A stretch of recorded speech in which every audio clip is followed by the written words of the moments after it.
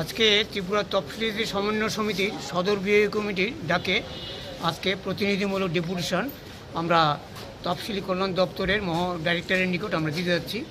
12 দফা দাবি।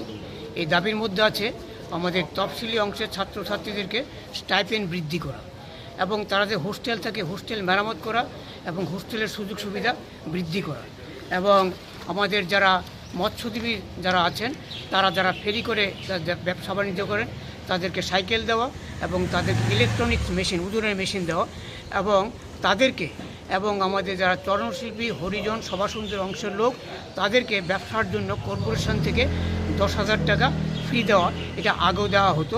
এই দাবিটা আমরা রাখছি এবং আমরা রাখছি যে যারা আমাদের চর্মশিল্পী অংশের লোক যারা আমাদের বিভিন্ন অলিগলিতে কাজ করেন তাদেরকে প্রতি বছর যাদের রেজিস্ট্রেশন আছে ডিপার্টমেন্টে তাদেরকে ছাতা দেওয়া, বড় ছাতা দেওয়া, বছরে 2 বার ছাতা দেওয়ার ব্যবস্থা করা এবং যারা তফসিলি ছাত্রছাত্রী তাদের ফ্রি, তাদেরকে ভর্তির জন্য এটাকে ফ্রি করে দেওয়া এবং যারা বি.আর. আম্বেদকরের পুরস্কার যে অর্থ এটার পরিমাণটা বৃদ্ধি করা।